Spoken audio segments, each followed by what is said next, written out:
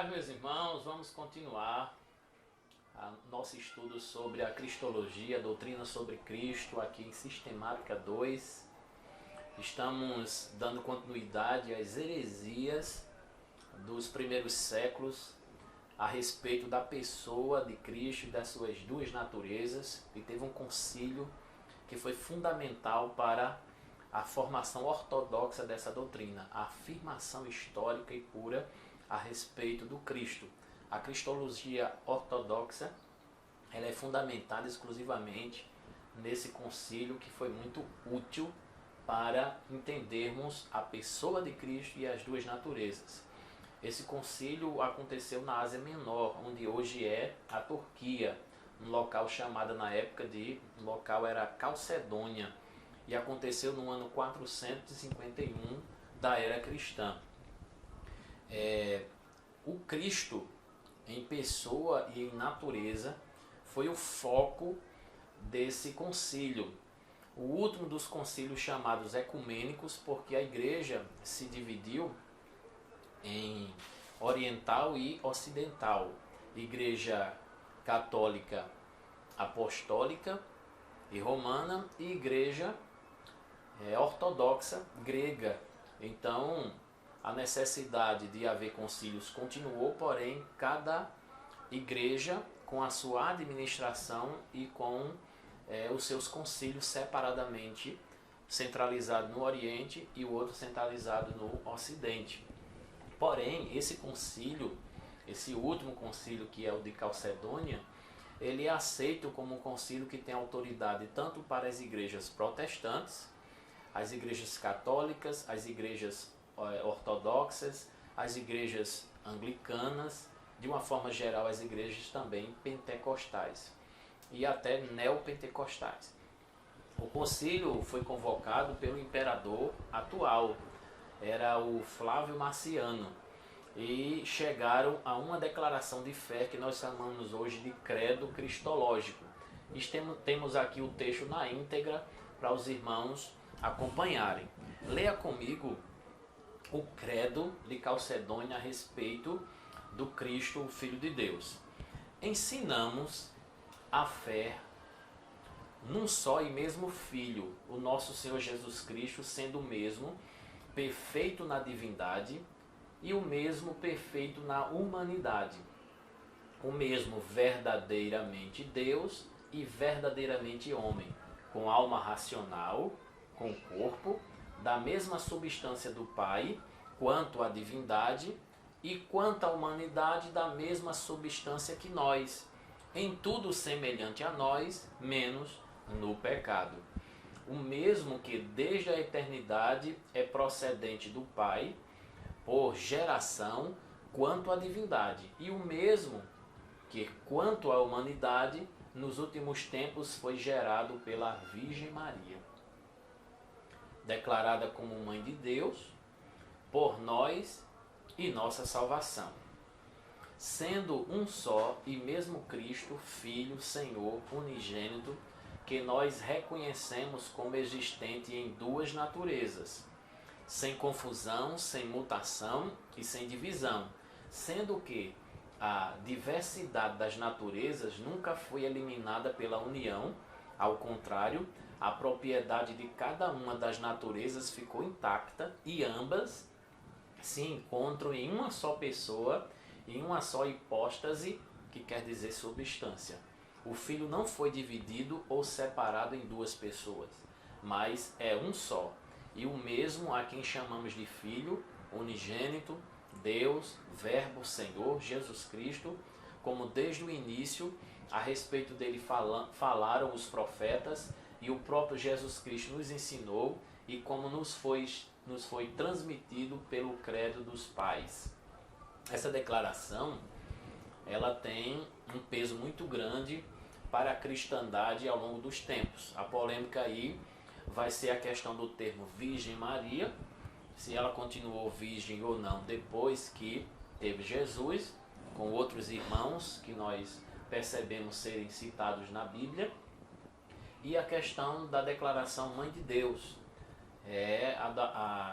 A doutrina que afirma que por Jesus ser mãe, por Jesus ser filho de Maria, logo ela é mãe de Deus. Então isso gerou uma polêmica mais na frente no estudo da Mariologia, no estudo sobre Maria, que não vamos tratar aqui, mas as igrejas protestantes, elas recusam fazer essa afirmação de Virgem Maria, pelas questões que eu falei, e essa expressão Mãe de Deus também pelas questões que eu falei.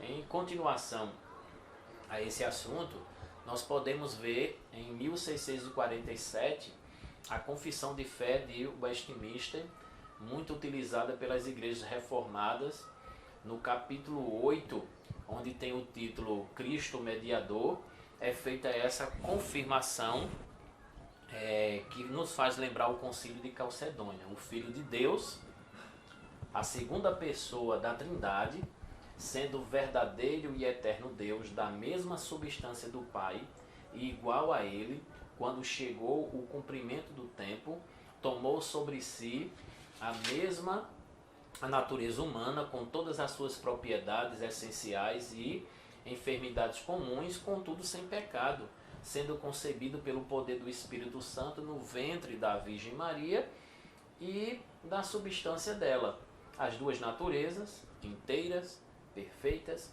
e distintas, a divindade e a humanidade, foram inseparavelmente unidas em uma só pessoa, sem conversão, composição ou confusão.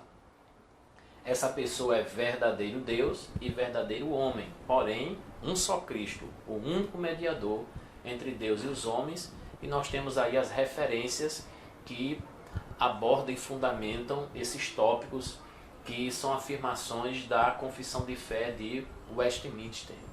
Nós temos João, capítulo 1, versículo 1 e 14, primeira epístola de João 5:20, Filipenses 2:6, Gálatas, capítulo 4, versículo 4, Hebreus 2, 14 e 17, Hebreus 4:15, Lucas 1, 27, 31 e 35, nós temos Mateus 16:16, Colossenses 2:9, Romanos 9 e 5, Romanos capítulo 1, versículo 3 e 4, e por último, primeira epístola de Paulo a Timóteo, 1 Timóteo 2:5, que fundamenta todas essas afirmações a respeito da confissão de fé cristológica de Westminster. Nós temos também uma confissão de fé batista de 1689, no capítulo 8, que tem o mesmo título, que é Cristo o Mediador.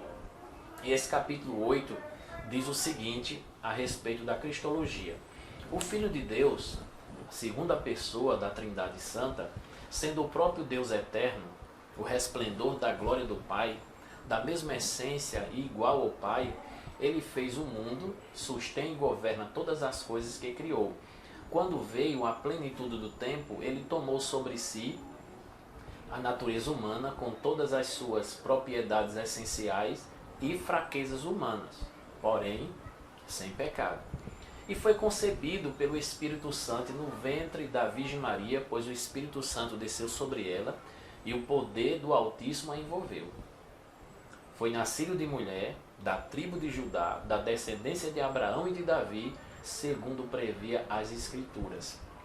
Deste modo, duas naturezas completas, perfeitas e distintas foram inseparavelmente unidas em uma só pessoa, sem conversão, composição ou confusão.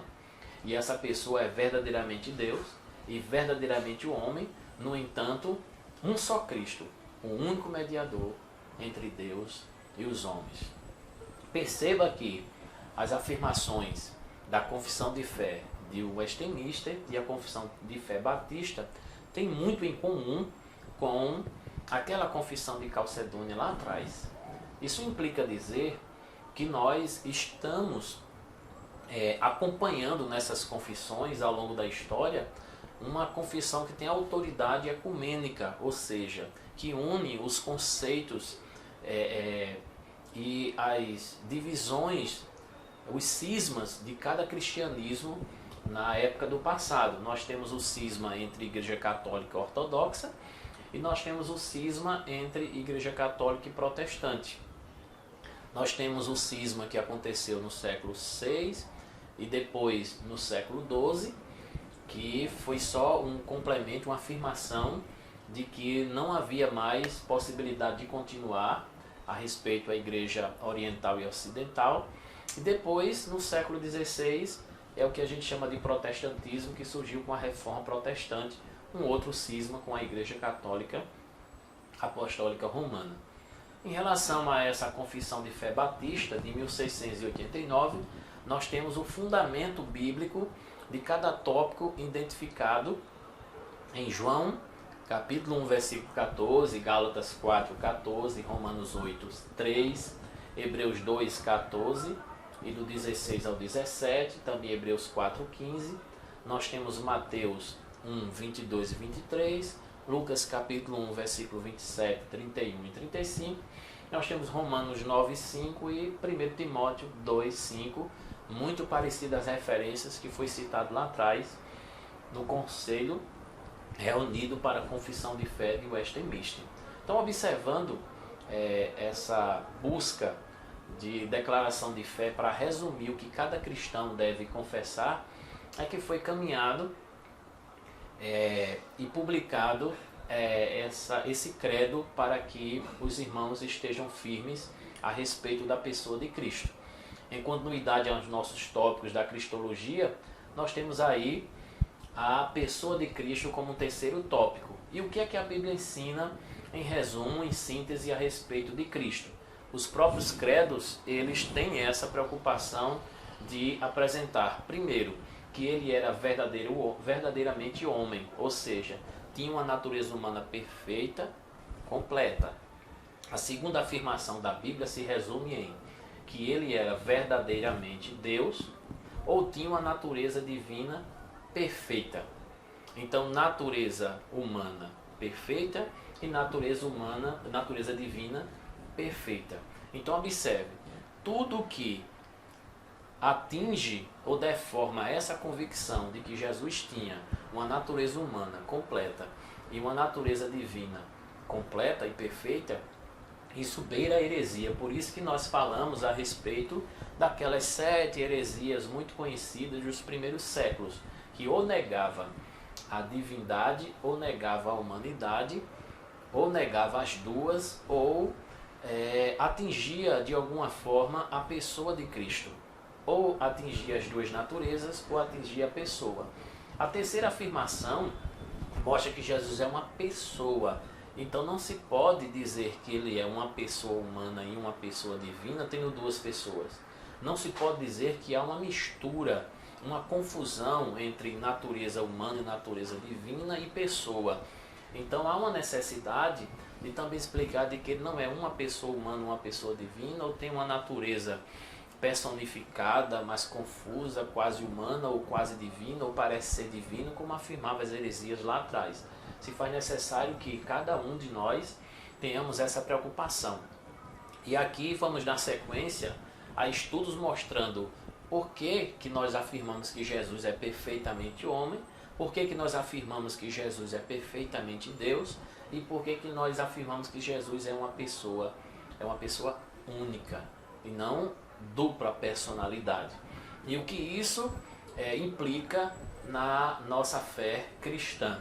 Nós vamos dar continuidade e fazendo a diferença nessas 3 perspectivas: a humanidade de Cristo, a divindade de Cristo e a pessoa de Cristo. Continue conosco e vamos seguindo essa perspectiva do estudo cristológico, aprendendo mais sobre a pessoa de Cristo. E na sequência seguinte, falaremos sobre sua obra expiatória, sobre sua humilhação, sobre sua exaltação e o quanto isso é importante para a nossa confissão de fé e a nossa vida cristã.